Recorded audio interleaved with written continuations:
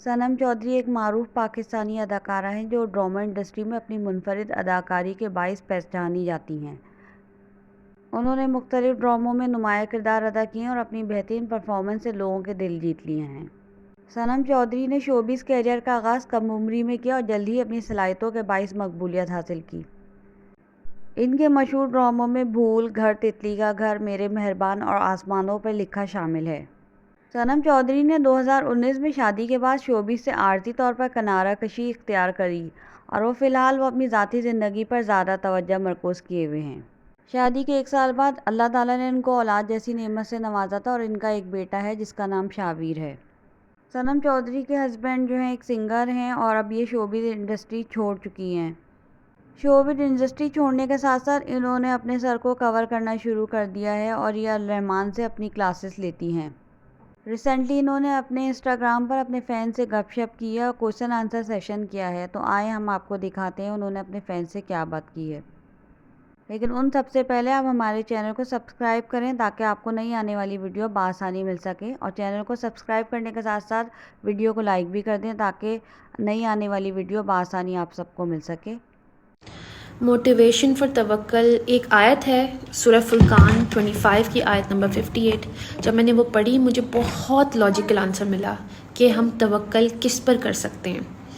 توکل ہم ایک ایسی ذات پہ کر سکتے ہیں، ڈپینڈ ایسی ذات پہ کر سکتے ہیں جسے موت نہ آتی ہو۔ تو اس کا پروف ہے یہ آیت 25 سورہ فرقان کی آیت نمبر 58۔ اور اس زندہ پر توکل کر جو کبھی نہیں مرے گا۔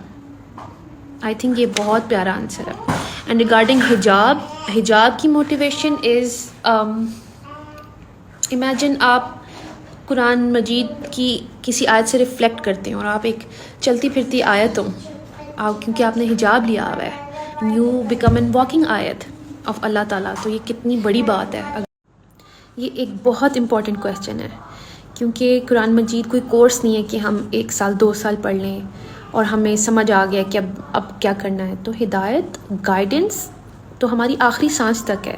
اللہ تعالیٰ ہمیں آخری سانس تک گائیڈ کرتے رہیں گے، اور اگر ہم ڈیلی رجوع کریں گے تو ہمیں ڈیلی ہدایت ملے گی۔ اللہ کا رحم ہوگا، پھر ہم اس کے اکارڈنگلی اپنی لائف سٹائل کو مینٹین کریں گے۔ اب اس کے لیے میرے پاس الحمدللہ الرحمن الرحیم میرا پلیٹ فارم ہے جس کی 365 days classes from last 3 years تو میں خود ایکسپیرینس کر رہی ہوں۔ وہاں پہ 25-30 ایئرس پرانے اسٹوڈنٹس بھی ہیں، تو مجھے دیکھ کے بڑا اچھا لگا۔ تو انشاءاللہ میں تو آخری سانس تک I'll be reading, I'll be taking guidance from Allah through آیات، اور اسی طرح اپنی لائف کو مینیج کروں گی۔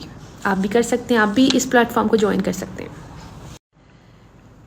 کنسسٹنسی قرآن کے ساتھ کیوں نہ ہو، کیونکہ اللہ تعالیٰ بھی مجھے بلیس کرنے میں اتنے کنسسٹنٹ ہیں، اس لیے کیونکہ میں ان چیزوں پہ سٹینڈ لے رہی ہوں جو اللہ تعالیٰ نے مجھے فرمائی ہیں، جو اللہ تعالیٰ ایکسپیکٹ کرتے ہیں کسی بھی ایمان والے سے۔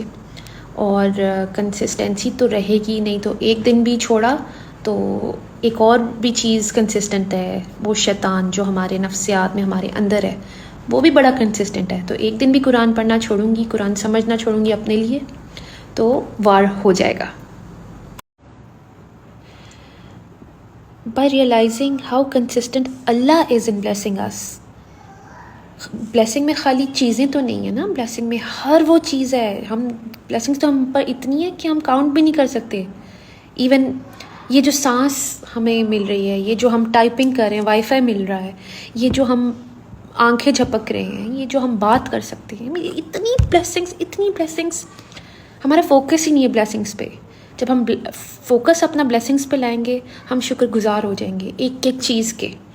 اب پہ دل کرے گا اللہ کے احکامات پر عمل کرنے کا دل سے، اور لاسٹ تو ہم ہو جائیں گے اگر ہم قرآن کی طرف نہیں آئیں گے، اور قرآن میں جو احکامات ہم سے ریلیٹ کرتے ہیں اور ہم اس پہ عمل نہیں کریں گے تو لاسٹ تو ہم رہیں گے۔ میں نے اب اللہ تعالیٰ کا سپر سٹار بننا ہے، اس لیے نہیں، میں اپنے پر بہت محنت کر رہی ہوں۔ اور ایک اور چیز، ایکٹنگ کرنے میں کوئی برائی نہیں ہے اگر آپ اللہ کی باؤنڈریز میں ہیں۔ if you're in your hijab, the story line is good، اور اس سے لوگوں کو ہیلپ ہوگی، آپ دعوت دے سکتے ہیں اس طرح سے، so it's good if it's in the boundaries of Allah۔ خالی قرآن پاک پڑھنا تو نہیں ہے، پڑھنا بھی ہے لیکن اس کے اندر جو احکامات لکھے ہوئے ہیں اس کے اوپر عمل کرنے سے آپ کو سکون ملے گا. لائف ٹوٹلی چینج ہو جائے گی. جتنا مجھے سمجھ آ رہا ہے اور جتنا جب ایک سچویشن آتی ہے اس میں امپلیمنٹ کرتی ہوں تب سکون ملتا ہے, اور یہ اللہ کا وعدہ ہے, خالی پڑھنے سے نہیں ملے گا. جی میرے ٹیچر بالکل کوئی فیس چارج نہیں کرتے ہیں. وہ اس لیے کیونکہ میں نے انہیں سنت رسول میں پایا. سورہ فرقان 25 کی آیت نمبر 57 میں اللہ تعالیٰ فرما رہے ہیں, اپنے نبی سے کہہ رہے ہیں, کہہ دے میں اس کے عوض تم سے کوئی اجر نہیں مانگتا بجز اس کے کہ جو چاہے اپنے رب کی طرف راستہ اختیار کر لے. تو سنت رسول میں نے اپنی ٹیچر کو یہی کرتے دیکھا ہے. 3 ایئرس سے اوپر تو مجھے ہو گئے ہیں and he is on it.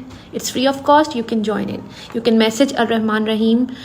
میں ابھی یہ لنک لگا دیتی ہوں, آپ وہاں پر میسج کر سکتے ہیں that you want to join. جیسے باقی سب مینٹین کرتی ہوں, اپنے بچوں کو دیکھنا, ہسبینڈ کو دیکھنا, کھانا پینا, کوکنگ, تو اسی طرح اللہ کو تو جاننا ہے, اللہ کے احکامات کو جاننا ہے اور ان کو اپنی زندگی میں فیصلوں میں کیسے لے کر آنا ہے. تو اس کے لیے کوئی بچا کچا ٹائم نہیں دینا. I make time to know اللہ. تو that's how I do it. جیسے ہر چیز امپورٹنٹ ہے, سب سے زیادہ امپورٹنٹ میری کلاس کا ٹائم ہے. ویری کیوٹ کویسچن, کیونکہ میں نے پرسنلی اپنے لیے لمبی دعائیں کرنا چھوڑ دی ہیں. جیسے پہلے اللہ کو جانتی نہیں تھی تو کچھ بھی مانگتی رہتی تھی اللہ تعالیٰ سے, دنیا ہی مانگتی رہتی تھی, تمیز ہی نہیں تھی کہ میرے لیے شر کیا ہے خیر کیا ہے, تو میں کچھ بھی مانگتی رہتی تھی. لیکن جب سے میں نے اس دعا کو جانا جو کہ حضرت موسیٰ علیہ السلام کی ہے, سورہ قصص 28 کی آیت نمبر 24, ربی انی لما انزلت الیہ من خیر فقیر. اے میرے پروردگار, جو بہتری یا نعمت بھی تو مجھ پر نازل کرے میں اسی کا حاجت مند ہوں. میں نے تو ایکسیپٹ کر لیا, مجھے تمیز نہیں ہے, تو اس لیے ساری دعائیں میں نے اللہ پہ چھوڑی, ساری پسند ناپسند اللہ پہ چھوڑی. جو اللہ مجھے میرے لیے خیر سمجھتا ہے وہ دے, جو میں مانگوں اور میرے لیے خیر نہ ہو وہ نہ دے. مجھے نہیں چاہیے, مجھے صرف اللہ تعالیٰ چاہیے. میں نے اللہ سے اللہ کو مانگا ہے. اللہ کے قریب ہونے کے لیے آپ کو شروع کہاں سے کرنا ہے, اس کے لیے مجھے ایک حدیث یاد آتی ہے جہاں اللہ کے نبی صلی اللہ علیہ وسلم نے فرمایا کہ اگر اللہ کا قرب حاصل کرنا چاہتے ہو تو اس سے بڑھ کر کسی چیز سے حاصل نہیں کر سکتے جو کہ خود اس سے نکلی ہے, جو ہے قرآن. تو آپ قرآن کی طرف آئیں, قرآن کے اوپر غور و فکر کریں, سمجھنا شروع کریں, اینڈ دین آپ اللہ تعالیٰ کے قریب ہو جائیں گی, کیونکہ آپ کو پتہ چل جائے گا کہ اللہ کو کیا پسند ہے, کیا نہیں پسند, کیا ڈوز ہیں, کیا ڈونٹس ہیں. You will know things about it. تو اس سے بہتر اور کوئی جواب نہیں ہے. ماشاء اللہ, that's wonderful. I want to share this آیت ود یو وچ از سورہ زمر 39 کی آیت number 17 and 18. I'll read it for you. وہ لوگ جنہوں نے طاغوت یعنی شیطان کی بندگی کرنے سے اجتناب کیا, کم از کم اتنا چھوڑ دیا, اس چیز سے اجتناب کیا جتنا آپ کو پتہ تھا, اور اللہ کی طرف رجوع کیا. اب آپ کو رجوع کرنا ہے. اللہ کی طرف رجوع ہم قرآن کو کر کے کرتے ہیں, اور اللہ کی طرف رجوع کیا انہی کے لیے خوشخبری ہے, بس میرے ایسے بندوں کو بشارت دے دے. پہلے تو گڈ نیوز مل رہی ہے. اب 18 میں اللہ تعالیٰ کہہ رہے ہیں وہ لوگ جو بات کو بغور سنتے ہیں. اب بات اللہ کی صرف قرآن میں ہے, تو آپ کو قرآن کی طرف آنا ہے اور اپنے لیے سننا ہے. جو چیز قرآن آئیڈینٹیفائی کر دے کہ یہ آپ صحیح کر رہی ہیں اس کو کرتی رہیں, اور جو آئیڈینٹیفائی کر دے کہ یہ غلط ہے اس کو پھر. آئی تھنک یہ دنیاوی رشتوں کی ہمیں اتنی فکر نہیں ہونی چاہیے جتنی اس کے ساتھ ریلیشن کی فکر ہونی چاہیے. اللہ کے ساتھ ہمارا رشتہ کیسا ہے, وہ رشتہ بیسٹ ہوگا تو باقی سب ٹھیک ہو جائے گا. ٹرسٹ می, ٹرسٹ اللہ, ٹرسٹ یور رب, یور پرووائڈر, یور سسٹینر. وہ آپ کو ایسے ہی چھوڑ دے گا, بلکہ اچھا رشتہ دے گا, آپ کو آپ کے جیسا دے گا. سو ہیو ٹرسٹ ان اللہ, اور اللہ جو کہتے ہیں اس پہ فوکس کریں تاکہ اللہ سے رشتہ مضبوط ہو.